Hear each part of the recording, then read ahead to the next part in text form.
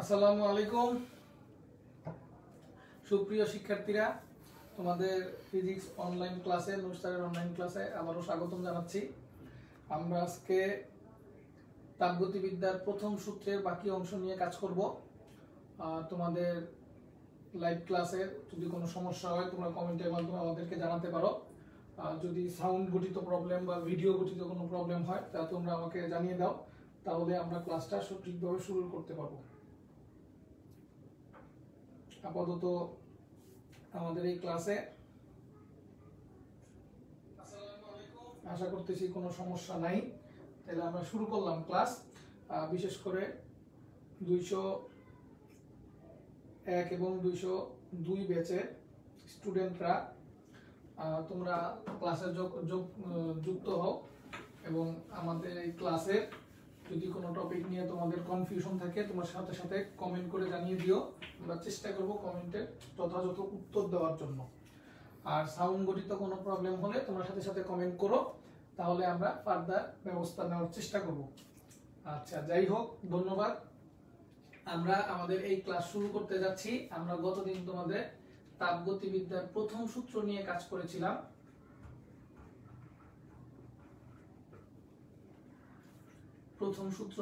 করেছিলাম। যদি ভিডিও দেখতে বা অডিও শুনতে কারো কোনো প্রবলেম হয়ে থাকে তোমরা আমাদেরকে জানিয়ে দিও। আমরা সেই বিষয়ে টেকনিক্যাল কোনো কনসেপ্ট ডেভেলপ করতে হলেও আমরা চেষ্টা করব করার জন্য সাথে সাথে। আচ্ছা, তাপগতিবিদ্যার প্রথম সূত্র নিয়ে কথা বলতেছিলাম আমরা তোমাদের সাথে দুইটা টপিক নিয়ে কথা বলেছিলাম। যদি আমরা একটু মনে করিয়ে দিই তোমাদেরকে, প্রথমটা ছিল হচ্ছে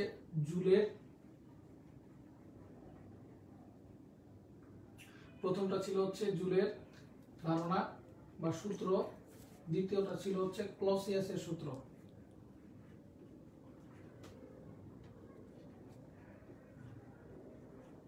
মিস্টার জুল আমাদেরকে বলেছিল W = JQ, আর মিস্টার ক্লসিয়াস আমাদেরকে বলেছিল DQ = DU + DW। আমরা জুলের ধারণাটাকে সনাতন ধারণা বলেছিলাম আর ক্লসিয়াসের ধারণাটাকে আধুনিক ধারণা বলেছিলাম। কারণ জুলের ধারণা থেকে আমরা আসলে কাজ এবং তাপের মধ্যে যে সম্পর্কটা পেয়েছিলাম সেই সম্পর্কটা আসলে আধুনিক না এই কারণে, কারণ জুল বলছে কাজ থেকে তাপ উৎপন্ন হয়, কিন্তু আসলে থার্মোডাইনামিক্সের মেইন ধারণা হচ্ছে কোন একটা সিস্টেমে আমি তাপ দিব, তাপ দিলে সেই তাপের ফার্দার কি ঘটনা ঘটবে সেটা নিয়ে আমরা আলোচনা করব। আমার কথা কি বুঝেছো? সেজন্যই আমরা আসলে এখান থেকে শুরু করেছিলাম। আমরা কিছু তাপগতীয় প্রক্রিয়া নিয়েও কথা বলবো আজকে। আমরা তোমাদের দেখিয়েছিলাম গতদিন যে একটা সিস্টেমের মধ্যে যদি বহিস্থ কোনো উৎস থেকে আমরা কিছু পরিমাণ তাপ দিতে পারি, সেই তাপের ফলে যে কৃত কাজ DW দিয়ে লিখেছিলাম। DW = কি ছিল? DW = PdV ছিল। তার মানে কৃত কাজ হচ্ছে চাপ এবং আয়তনের পরিবর্তনের গুণফল। আশা করি তোমরা বুঝতেছো। কৃত কাজ হচ্ছে চাপ এবং আয়তনের পরিবর্তনের গুণফল, এটা আমরা দেখিয়েছিলাম। যাক, আজকে আমরা আরো বিশেষ কিছু কাজ পাবো যাতে আমরা এই জিনিসটা আরেকটু সুপ্রতিষ্ঠিত করতে পারি। আমরা তোমাদের আরো বলেছিলাম যে আসলে ক্ষুদ্র কাজ দিয়ে কাজ নাই, আমার বৃহৎ কাজ দরকার। বৃহৎ কাজ যদি W হয়ে থাকে, সেই W হচ্ছে ইন্টিগ্রেশন অফ কত কি বলেন তো? PdV। ঠিক আছে, যেখানে V1 থেকে কোন পর্যন্ত? V2 পর্যন্ত। তাহলে আমরা কৃত কাজের সূত্র পেলাম দুই ধরনের, W = ইন্টিগ্রেশন অফ PdV আর DW = কি পেলাম বলেন তো? PdV। কথা কি বুঝেছেন? আচ্ছা, যাক, তাহলে আমরা এগুলি গতদিন শিখিয়েছি, গতদিনের কন্টিনিউশন করলাম। গতদিনের লেকচার বলিত তোমাদের যদি কোনো প্রবলেম থাকে তোমরা আমাদেরকে কমেন্টের মাধ্যমে জানাতে পারো। এখানে অনেকে প্রেজেন্ট দিচ্ছে। মিলন দাস বলতেছে প্রেজেন্ট স্যার। শ্রেয়া বসু বলছে স্যার শুনতে পাচ্ছে না, স্যার কিচ্ছু শুনি না। আচ্ছা, এখনো কি তোমরা শুনতেছো না?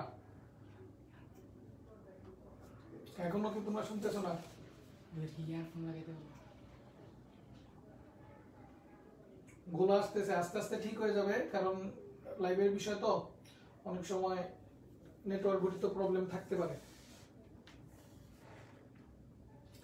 সাউন্ড গঠিত প্রবলেম আছে?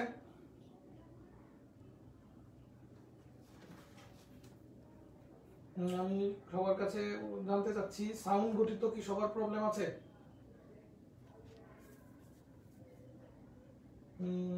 দিলাফরোজ সীমা, ইয়ারফোন লাগাইলে শোনা যায় তো? হ্যাঁ, তাহলে ইয়ারফোন লাগাও, সবাই ইয়ারফোন ইউজ করো।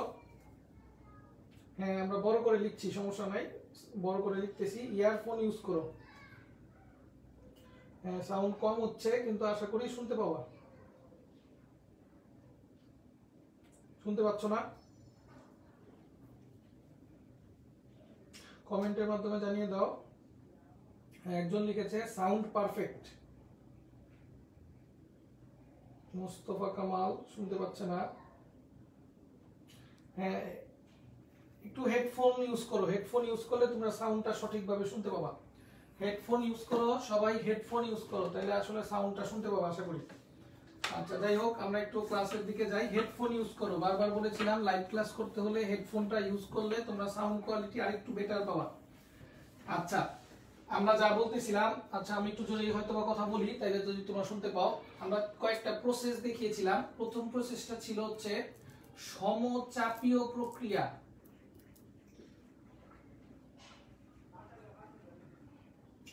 আমরা গতকালকে বলেছিলাম সমচাপীয় প্রক্রিয়া, তাইলে আলটিমেটলি ইংলিশে বলতেছি আমরা আইসোবারিক প্রসেস।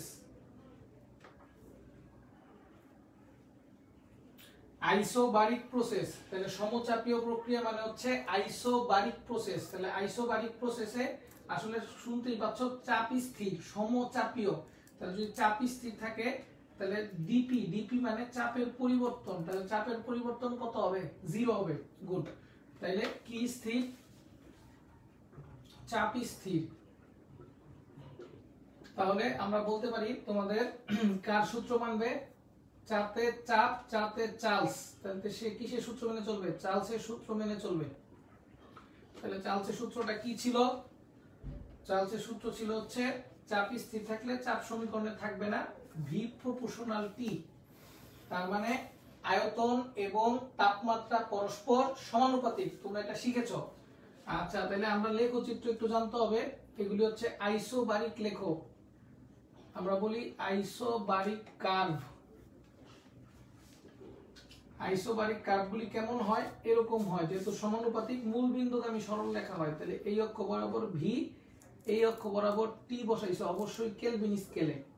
কিন্তু মজার বিষয় হচ্ছে আমি যদি এই আইসোবারিক লেখটাই এই অক্ষ বরাবর ভি না বসিয়ে এই অক্ষ বরাবর আমি ভি বসলাম, কিন্তু এই অক্ষ বরাবর টি বসাইলাম, কিন্তু সেটা সেলসিয়াস স্কেলে, তখন সেলসিয়াস স্কেলের কনসেপ্টটা এইখান থেকে শুরু হবে না। তোমাদের পরম শূন্য তাপমাত্রা শিখিয়েছিলাম আমরা যে 0 কেলভিনে আয়তন 0 হইলেও 0 ডিগ্রি সেলসিয়াসে আয়তন কিন্তু 0 হয় না। তাহলে আয়তন 0 হয় কি? -273 ডিগ্রি সেলসিয়াসে না? তাহলে কার্ভটা শুরু হবে এইখান থেকে। কথা বুঝেছো? আর আমরা তো তোমাদের গতদিন বলেছিলাম সেটা হচ্ছে কৃত কাজের সমীকরণ যদি dw ধরি, তাহলে dw আমরা কি লিখতে পারি বলেন তো? pdv। এটাই হচ্ছে আমাদের সমচাপীয় প্রক্রিয়ার ফর্মুলা। কারণ কি? চাপ স্থির। আশা করি তোমরা সবাই এখন শুনতেছো এবং দেখতেছো। ভিডিওতে কোনো প্রবলেম হলে আমাকে কমেন্ট করে জানিয়ে দাও। আমি যদি একটু দেখি তোমাদের কোনো প্রবলেম হচ্ছে নাকি, কে কি কমেন্ট করছো।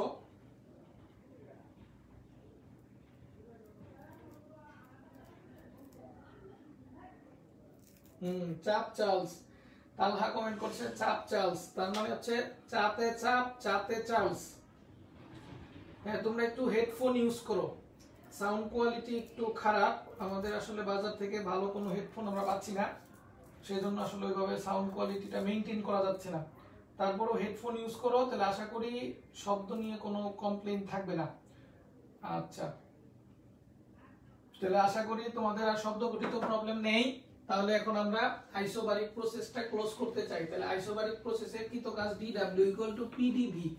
এখন প্রশ্ন হচ্ছে ক্ষুদ্র পরিমাণ, অল্প পরিমাণ কাজ তো দরকার নাই, আমার তো টোটাল কাজ দরকার। তাহলে টোটাল কাজ দরকার হইলে dw আমরা কি বলছিলাম? pdv। আমরা বলছিলাম যদি dw থেকে টোটাল কাজ w পাইতে চাই তাহলে ইন্টিগ্রেশন অফ কি লিখতে হবে বলেন তো? pdv। v1 থেকে কোন পর্যন্ত? v2 পর্যন্ত। তাইলে আমরা এখান থেকে বলতে পারি ইন্টিগ্রেশন অফ pdv। ঠিক আছে, একটু বোঝার চেষ্টা করো। চাপ স্থির, তাহলে চাপের বাইরে বাইর করে দিব। যেহেতু চাপ ধ্রুবক তাকে বাইরে বের করে দিলাম, তাহলে থাকলো কি v1 থেকে কোন পর্যন্ত v2 পর্যন্ত ইনটু কত dv। তাহলে ওইখান থেকে আমরা কি লিখতে পারি বলেন তো, dv রে ইন্টিগ্রেশন করলে আমরা তোমাদের শিখাইছিলাম ইন্টিগ্রেশন অফ dx সমান x, তাহলে ইন্টিগ্রেশন অফ dv সমান কি হবে বলেন তো, p তো বাইরেই থাকলো, v লিমিটটা কত v1 থেকে কোন পর্যন্ত v2 পর্যন্ত। তার মানে আমরা কি লিখতে পারি, p তো থাকলোই, v2 মাইনাস কত v1, তার মানে কি p ইনটু del v। তাহলে আমরা কি পেলাম, আইসোবারিক প্রসেসে কৃত কাজের সমীকরণ দুইটা, dw = p dv, আরেকটা কি পেলাম বলেন তো, w = p del v। কথা কি বুঝেছেন? এই সমীকরণটা সব সমীকরণে সব প্রক্রিয়ার ক্ষেত্রে ইউজ করা যায়, কিন্তু এটা সকল প্রক্রিয়া ইউজ করা যায় না। আচ্ছা ঠিক আছে, এখন আমরা যে কথা বলতে চাই তোমাদের সাথে, তাইলে আমরা সমীকরণ পেলাম dw = p dv আর w = p del v। এটা কোন প্রসেস, আইসোবারিক প্রসেস। আচ্ছা ঠিক আছে, এখন আমরা তোমাদের 2 নাম্বার প্রক্রিয়া যদি যাই, সম আয়তনিক প্রক্রিয়া। 2 নাম্বার হচ্ছে সম আয়তনিক প্রক্রিয়া। আমরা ইংলিশে বলতেছি হচ্ছে আইসোটনিক প্রসেস। আইসো মানে সম, আইসোটনিক প্রসেস। তার মানে কি, তার মানে হচ্ছে আইসোটনিক প্রসেস মানে কি, যে প্রক্রিয়ায় আয়তন সেম থাকবে। তাহলে আয়তন সেম থাকবে মানে কি, আয়তনের কোনো পরিবর্তন হবে না। আর যদি আয়তনের কোনো পরিবর্তন না হয়, যদি আয়তনের কোনো পরিবর্তন না হয়, তাহলে সেই ক্ষেত্রে আমাদের কৃত কাজও জিরো। কেন? কারণ p dw = p dv, dv যদি জিরো হয় তাহলে p থেকেও লাভ নেই। তার মানে আইসোটনিক প্রসেসে কোনো কাজ হয় না। আচ্ছা, তাহলে সেই ক্ষেত্রে আমরা চাপীয় সূত্র বা গেলিউসেকের সূত্র আমরা ইউজ করতে পারি। তাহলে গেলিউসেকের সূত্রটা কি ছিল, p প্রপোর্শনাল t। তার মানে এই বরাবর যদি p, এই বরাবর যদি আমরা t ইউজ করি, বিষয়টা এরকম সমানুপাতিক। কথা বুঝছো? তাহলে এই কার্ভের নাম হবে কি, আইসোটনিক কার্ভ। আর এই সমীকরণটার মধ্যে আমরা যদি ক্লসিয়াস এর সমীকরণটা অ্যাপ্লাই করি, dq = আমরা কি শিখেছিলাম বলো তো, মনে আছে নাকি? এই প্রসেসটা যদি ক্লসিয়াস এর সূত্রটা অ্যাপ্লাই করতে চাই, ক্লসিয়াস বলছিল কি বলেন তো, dq = du প্লাস কত dw। তার মানে ঘটনা কি ঘটলো, dq = কি লিখতে পারি, du লিখতে পারি। কেন লিখতে পারি বলেন তো আমাকে, dq = du কেন লিখতে পারি? কারণ হচ্ছিল কি বলেন তো, কৃত কাজের মানটা কত, 0। আইসোটনিক প্রসেসে পৃথিবীতে এমন কিছু মানুষ আছে যে মানুষের কোনো খরচ নাই, ইনকাম যা করে সবই লাভ, সবই খালি জমায়। ঠিক আছে, ঠিক একই রকম ভাবে এখানে খেয়াল করে দেখো, এই যে dq দিলাম, তাপ দিলাম, তার কি কোনো খরচ আছে? খরচ নাই, কারণ কি বাইরে কোনো কাজ করতে হয় নাই। তার মানে যা ইনকাম করছে সবই অন্তস্থ শক্তি হিসেবে জমায় রেখেছি। বুঝতে পারছো? তাহলে এটার নামে দিছি আমরা dq = কি du। কোন প্রসেসে? সব প্রসেসে না, কিন্তু শুধুমাত্র আইসোটনিক প্রসেসে dq = du। এটা একটু মাথায় রাখো, আমরা পরবর্তীতে কিন্তু এটা কাজে লাগাবো। তাহলে সম আয়তনিক প্রক্রিয়া আমরা আরেকটা কনসেপ্ট কি পাইলাম, dq = কি বলেন তো, du। আচ্ছা ঠিক আছে, তারপরে 3 নাম্বার যে প্রক্রিয়াটা হবে, অনেকে কমেন্ট করছো যে স্যার লেকচার উঠাবো নাকি। আপাতত যেহেতু আমরা লেকচার নিচ্ছি, আপাতত লেকচার উঠানোর দরকার নাই। তোমরা যখন পরবর্তীতে আমরা এই ক্লাসটা গ্রুপে পোস্ট করে দিব, তখন পরবর্তীতে যদি লেকচার কিছু উঠানোর দরকার হয়, দরকার তো অবশ্যই আছে, সেগুলি তোমরা ওই ভিডিও দেখে দেখে দেখে দেখে উঠিয়ে ফেলো। যেহেতু বাসায় বসে বসে এখন ওইভাবে কোনো কাজ নেই, সেহেতু এই কাজ করলেই তোমাদের সময় চলে যাবে। আচ্ছা, এখন আমরা যে কথা বলি তোমাদের সাথে আবার, সেটা হচ্ছে 3 নাম্বার যে প্রক্রিয়া, সেই 3 নাম্বার প্রক্রিয়া, 3 নাম্বার এবং 4 নাম্বার প্রক্রিয়া আমাদের এই ইন্টারমিডিয়েটে থার্মোডাইনামিক্সের মধ্যে সবচেয়ে ইম্পর্টেন্ট প্রক্রিয়া বলতে পারো। তাহলে কি কি প্রক্রিয়া? একটা প্রক্রিয়ার নাম হচ্ছে সমষ্ণ প্রক্রিয়া, অথবা এটার নাম দিয়েছি আমরা সমতাপীয় প্রক্রিয়া। ইংলিশে বলতেছি আমরা আইসোথার্মাল প্রসেস।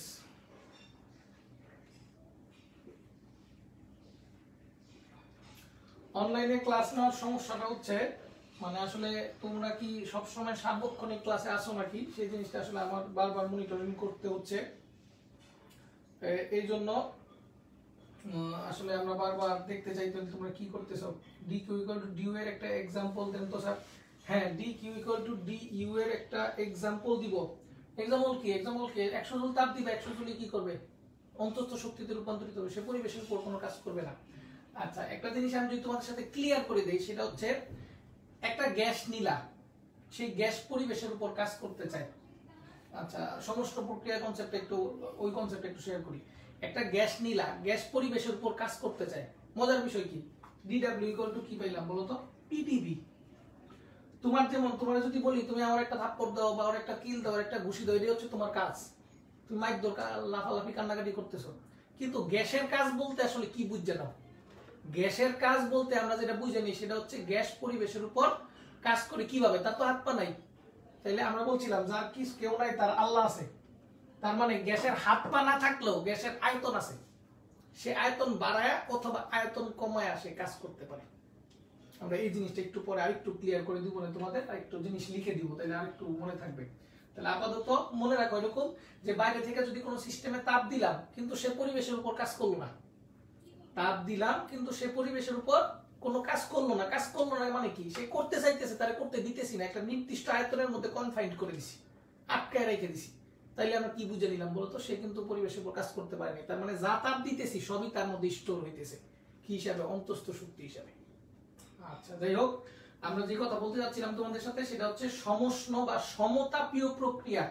ইংলিশ হচ্ছে আইসোথার্মাল প্রসেস। মজার বিষয় কি, নাম হচ্ছে সমতাপীয়, কিন্তু এখানে কিন্তু তাপ স্থির না। সমতাপীয় নাম সমতাপীয়, কিন্তু সে তাপ স্থির না। তাহলে কি স্থির হবে বলতো? তার মধ্যে তাপমাত্রা স্থির হবে। তার মানে কি, আমরা বলতে পারি টি স্থির। টি স্থির মানে কি বুঝে নিবে বলতো? ডিটি এর মান কত? 0। তার মানে তাপমাত্রার কোনো পরিবর্তন হবে না। গতকালকে আমরা তোমাদের আরেকটা জিনিস মাথায় দিয়ে দিয়েছিলাম যে যদি তাপমাত্রা 0 হয়, কথা বুঝো, যদি তাপমাত্রার পরিবর্তন 0 হয় তাহলে তার অন্তস্থ শক্তির পরিবর্তনও 0।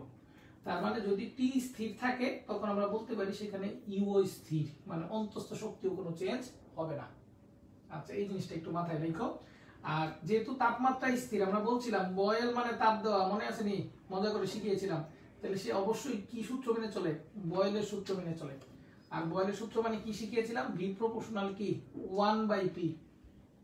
তাহলে ভি প্রপোর্শনাল যদি 1/p হয় তাহলে আইসোথার্মাল লেখোটা কি হবে? এই বরাবর পি দিবা, এই বরাবর যদি পি দাও, ইচ্ছা তোমার, এই বরাবর পি দিতে পারো, সাধারণত এই বরাবর পি, এই বরাবর ভি দেয়। তাহলে এইখানে ব্যস্তানুপাতিক লেখা মানে এরকম কার্ভ তৈরি করবে। ঠিক আছে? আচ্ছা, আর যদি কি করো যে না স্যার আমি এই বরাবর পি দিব, এই বরাবর 1/v দিব, তখন আবার কি হবে বলতো? মূল বিন্দুগামী সরলরেখ। তখন এই 1/p টা বা 1/v টা কি সমানুপাতিকের মতো কাজ করছে। মানে এইরকম লিখতে পারো যে এই বরাবর 1/p দিবা, এই বরাবর v দিবা, তাহলে মূল বিন্দুগামী সরলরেখ। তাহলে এই জিনিসগুলো একটু তোমরা মাথায় রাখো। এই যে এটা একটা প্যারাবোলা আকৃতি বা এটার মধ্যে আমরা অধিবৃত্তাকৃতির একটা শেপ তৈরি করছি, কথা বুঝছেন? তাহলে এই জিনিসগুলি মাথায় রাখেন। এগুলির নাম দিলাম আমরা আইসোথার্মাল লেখো। এক হচ্ছে স্থির তাপমাত্রা, তাপমাত্রার পরিবর্তন হবে না। স্থির অন্তস্থ শক্তির কোনো পরিবর্তন হবে না। বয়েলের সূত্র বলতে আমরা কি বুঝে নিব? ভি প্রপোর্শনাল কি 1/p। V proportional 1/p। তাহলে সেই ক্ষেত্রে পি আর ভি কি বলতো? ব্যস্তানুপাতিক। ব্যস্তানুপাতিক হলে এরকম কার্ভ তৈরি করবে। আর যদি একটারে 1/v বসাও তাহলে সমানুপাতিকের মতো মূল বিন্দুগামী সরলরেখা হবে। আরেকটা জিনিস মাথায় রাখবা, যদি কখনো মনে করলা কোন প্রক্রিয়া খুব ধীরে ধীরে সংঘটিত হইছে, তখন বুঝে নিবা সেই প্রক্রিয়াটা আর কোনো প্রক্রিয়া না, সমষ্ণ প্রক্রিয়া। আমি যদি বলি কোন প্রক্রিয়া আস্তে আস্তে ঘটছে, তখন সেটা বুঝে নিবা কি প্রক্রিয়া? সেই প্রক্রিয়ায় তাপমাত্রার কোনো পরিবর্তন ঘটে নাই, তখন তুমি বুঝে নিবা সেটা হচ্ছে কি প্রসেস বলতো? সমষ্ণ প্রসেস। এটা একটু মাথায় রেখো, আমরা অঙ্কের সময় এই জিনিসগুলি মাথায় দিই। আচ্ছা, আরেকটা যেটা বলতে চাচ্ছিলাম তোমাদের সাথে সেটা হচ্ছে সমষ্ণ প্রক্রিয়ায় যেহেতু ডিইউ 0, তাহলে বিজ্ঞানী ক্লসিয়াসের কথাটা যদি একটু তোমাদের মনে করে দেই, ক্লসিয়াস কি বলছিল মনে আছে? dq ইকুয়াল টু কি ছিল? du প্লাস কি dw, যেহেতু dt 0 du ও কত 0, তাহলে সেই ক্ষেত্রে dq ইকুয়াল টু কি লিখতে পারি বলতো? dw। একটু মাথায় রাখো। একটু আগে বলছিলাম পৃথিবীতে এমন কিছু পাবলিক আছে যাদের ইনকাম আছে খরচ নাই। মনে করলে তুমি একটা টিউশনি করতেছো, তাহলে তোমার ইনকাম আছে, তোমার কিন্তু আসলে খরচ করার দরকার নেই, তোমার বাবা মা তোমাকে চালাইতেছে। এটা ছিল সম আয়তনিক প্রক্রিয়া। কিন্তু এই প্রক্রিয়ার মধ্যে কিছু দেখছো নি? কিছু মানুষ আছে না, যা ইনকাম করে সব উড়ায় ফেলে। তোমরা অনেকে যারা টিউশনি করাও, ইনকাম করে সব খরচ করে বাপ মারও কিছু দাও না, নিজেই সব খরচ করে ফেলে। তাহলে তুমি হচ্ছে কোন প্রসেসের লোক? তুমি হচ্ছে ধীরে ধীরে সমষ্ণ প্রক্রিয়ার লোক। তার মানে কি, তোমার ইনকাম যা হবে সবই খরচা। তার মানে dq ইকুয়াল টু কি পেলাম বলো তো? dw। এই জিনিসটা মাথায় রাখতে হবে। আচ্ছা, তাহলে আমরা যে কথা বলতে চাচ্ছিলাম তোমাদের সাথে, তাহলে ক্লসিয়াসের সূত্রটা dq ইকুয়াল টু dw মাথায় রাখো, অনেক সময় আমাদের কাজে লাগবে। তাহলে সমষ্ণ ক্লসিয়াসের সূত্রে বা সমষ্ণ প্রসেসে আমাদের সূত্র কি বলতো? dq ইকুয়াল টু কত? dw। dq ইকুয়াল টু কত? dw। আচ্ছা, এটা একটু মাথায় রাখিও। আচ্ছা, আর সমষ্ণ প্রক্রিয়ায় কৃতকাজের সমীকরণ দরকার আছে আমাদের, অনেক ইম্পর্টেন্ট টপিক, অনেক ইম্পর্টেন্ট সূত্র, বারবার পরীক্ষায় আসে। তাহলে সমষ্ণ প্রক্রিয়ায় কিসের সমীকরণ জানতে চাই? কৃত কাজের সমীকরণ জানতে চাই। তাহলে কোন প্রসেস এটা? সমষ্ণ প্রক্রিয়া। তাহলে আমরা তো কৃত কাজের সমীকরণ পৃথিবীতে এই সূত্র একটা শিখছি, dw ইকুয়াল টু pdv, এই ক্ষেত্রে আর কি। তাহলে এই সমীকরণটা আমার দরকার নেই, আমার টোটাল কাজ দরকার। তাহলে টোটাল কাজ দরকার হলে এই সমীকরণটার ইন্টিগ্রেশন করতে হবে pdv, v1 থেকে কোন পর্যন্ত? v2 পর্যন্ত। তাহলে এই ইন্টিগ্রেশনটা কে কে পারবা আমাকে একটু করে দেখাও। এই ফাঁকে আমরা তোমাদের কিছু কমেন্ট পড়ি। ফাউজিয়া দেখতেছো, অনন্যা দেখতেছো, ভিডিও ব্লার আসতেছে, আসলে লাইভের জন্য ভিডিও হয়তো ব্লার হচ্ছে, ব্লার হইতেছে। ঠিক আছে, তোমরা লাইভ শেষ করলে যখন আমরা আপলোড দিব তখন হয়তো পুরো ক্লিয়ার দেখতে পাবা। তারপরে আর কোনো সমস্যা কমেন্ট করে জানাতে পারো। কর্মদক্ষতা 100% হয়, কারণর ইঞ্জি জুলকার নাইন কমেন্ট করছো কর্মদক্ষতা 100% হয়। আচ্ছা, বিষয়টা এরকম না যে কর্মদক্ষতা 100% হইতেছে, এটার একটু কথা আছে। আমরা কর্মদক্ষতা যখন শিখাবো তখন তোমাদের এই প্রশ্নের উত্তরটা দিতে পারবো আমরা। ঠিক আছে? আচ্ছা, তাহলে আমরা আর একটু কথা বলি তোমাদের সাথে। আসলে ভিডিও ব্লার বলতে লাইভ ভিডিও করতেছি, সেই জন্য হয়তো ব্লার আসতেছে। এটা নিয়ে আসলে ভাবে চিন্তিত হওয়ার কোনো কারণ নাই। তোমরা লাইভটা যখন পোস্ট করবো তখন তোমরা আবার এটা দেখে নিও, তাহলে আশা করি ব্লারনেসটা চলে যাবে। আর এখন একটু চেষ্টা করো, চেষ্টা করলেই বুঝবা। আমার কথার মধ্যে কনসেন্ট্রেশন করো। হয় ভিডিও যদি না দেখা যায় কথাগুলি শোনো, কথা যদি না শোনা যায় তাহলে ভিডিও দেখো, যে কোনো একটার সাথে তুমি দেখলেই মোটামুটি বুঝতে পারবা। আচ্ছা হ্যাঁ, তোমরা ইন্টিগ্রেশনটা হয়তো বা পারবা না, আমি ইন্টিগ্রেশনটা করে দিচ্ছি।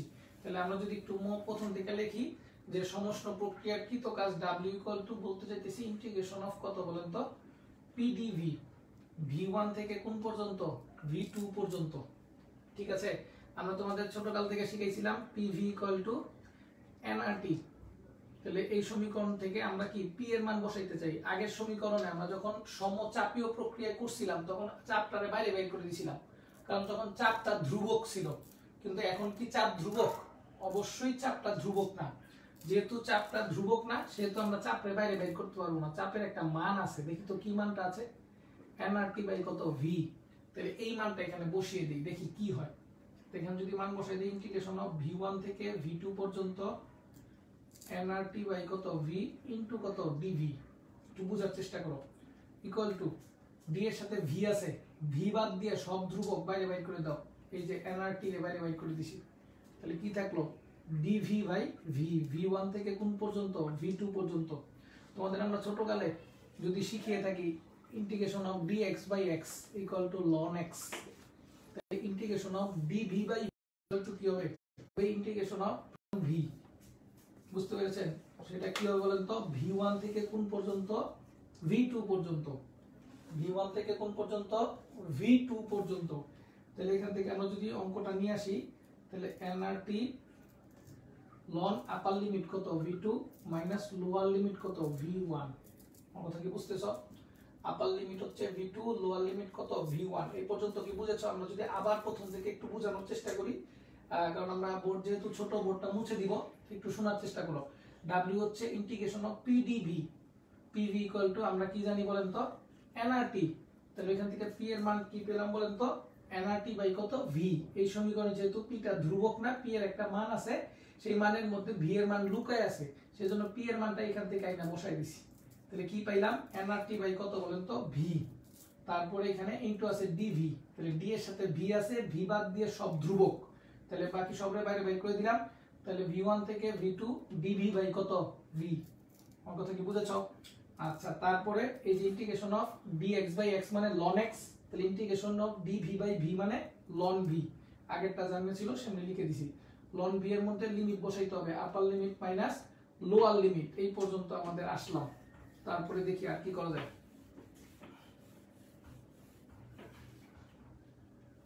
আর কি করা যায় এখান থেকে nrt ln কি পাইলাম ln v2 minus minus ln যদি মাইনাসের বেলা কমন নেই তখন আমাদের কি দাঁড়াইতেছে বলেন তো v2 বাই কত v1। তাহলে এটাই হচ্ছে আমাদের কৃতকাজের সমীকরণ, w nrt ln v2 by কত v1। আর যেহেতু প্রসেসটা সমতাপীয়, তার মানে তাপমাত্রা ধ্রুব, তাপমাত্রা ধ্রুব হইলে কার সূত্র? বয়েলের সূত্র না? বয়েলের সূত্রের মধ্যে v প্রপোর্শনাল 1/p লিখছিলাম আমরা, সেখান থেকে আমরা pv কি লিখছিলাম? ধ্রুবক লিখছিলাম। সেখান থেকে আমরা কি বলতে পারি বলতো p1 v1 কত p2 v2 বলতে পারি। সেখান থেকে আমরা কি করতে পারি বলতো v2 বাই v1 আমরা কি লিখতে পারি p2 বাই p1, নাকি না উল্টা লিখেছি p1 বাই p2। বুঝেছো? তাহলে এই সমীকরণের মধ্যে আমরা যদি ওইটা বসাই দিই তাহলে nrt ln কি পাইলাম বলেন তো p1 বাই কত p2। আয়তনের সাথে চাপটা কি বলেন তো ব্যস্তানুপাতিক। গুড। তাহলে এখান থেকে আমরা দুইটা সমীকরণ পেলাম। তাহলে সমস্ত প্রক্রিয়াকৃত কাজের সমীকরণ যদি আমাকে জিজ্ঞেস করে তাহলে আমরা সমস্ত প্রক্রিয়াকৃত কাজ বলতে আমরা w বুঝবো, ইন্টিগ্রেশন অফ pdv v1 থেকে কোন পর্যন্ত v2। এই সমীকরণ ইলাস্ট্রেট করলে nrt ln v2 বাই কত v1, অথবা আমরা কি লিখতে পারি nrt ln p1 বাই কত বলতো p2। আমার কথা কি বুঝেছো? তাহলে এই হচ্ছে আমাদের সমস্ত প্রক্রিয়াকৃত কাজের সমীকরণ। মোটামুটি এই সমীকরণগুলি জানলেই আমরা সমস্ত প্রক্রিয়ার কাজগুলি করতে পারবো। তাহলে মোটামুটি বোঝার চেষ্টা করো, যদি না বুঝো ভিডিও লেকচারটা বারবার দেখো, দুই একবার দেখলে আশা করি বুঝতে পারবা। বইয়ের মধ্যে নূর স্যারের লেকচার বুকের মধ্যে এটা টপিকটা সলভ করে দেওয়া আছে, তাহলে আশা করি তোমাদের সমস্যা হবে না।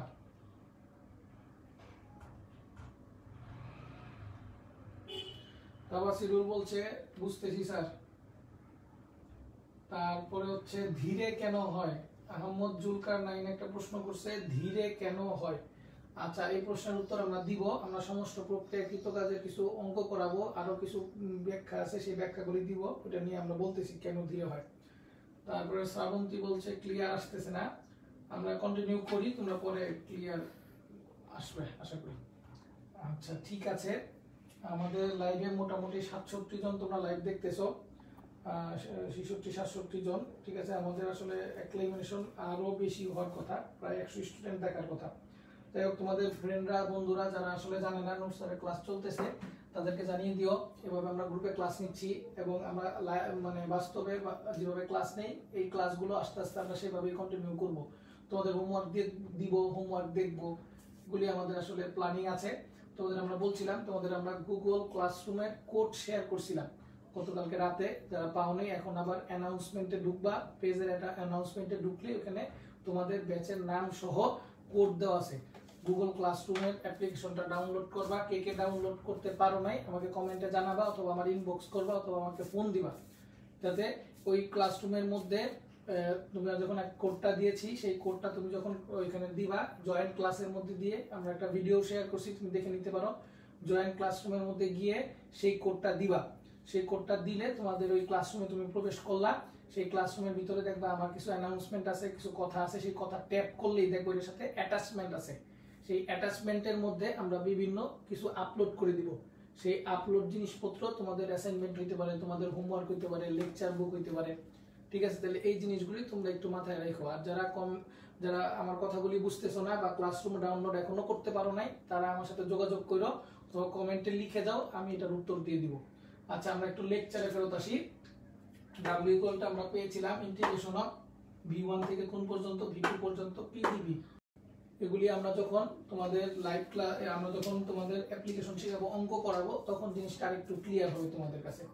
আমাদের লাস্ট টপিক আজকের জন্য আমরা রুদ্ধ তাপীয় প্রক্রিয়া, অ্যাডিয়াবেটিক প্রসেস বা অ্যাডিয়াবেটিক প্রসেস যেটাই বলো, সেই প্রসেসটা নিয়ে একটু কথা বলতে চাই।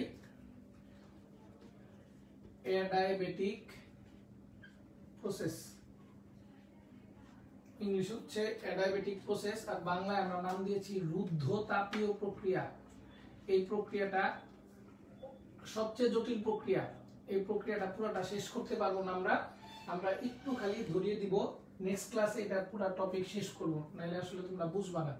তাহলে রুদ্ধ তাপীয় প্রক্রিয়া, অ্যাডিয়াবেটিক প্রসেস জিনিসটা কি, আসলে নাম শুনে বুঝতে না পারলেও বুঝে নিবা, তাপটা রুদ্ধ হয়ে থাকবে, তার মানে তাপ বাইরেও বের হইতে পারবে না, বাইরে থেকে তাপ আবার ভিতরেও ঢুকতে পারবে না। সেজন্য আমরা এটা বলতেছি কিউ ধ্রুবক। কিউ ধ্রুবক মানে হচ্ছে dq0,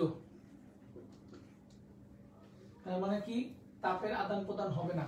আর আমরা তোমাদের গতদিন একটা কথা বলেছিলাম, যদি কিউ ধ্রুব থাকে তাহলে এনট্রপি এস ও ধ্রুবক হবে। এস হচ্ছে এনট্রপি, আর এনট্রপি যদি ধ্রুবক হয় তাহলে ডিএস এর মান কত হবে বলতো, 0 হবে, মানে এনট্রপির কোনো পরিবর্তন হবে না।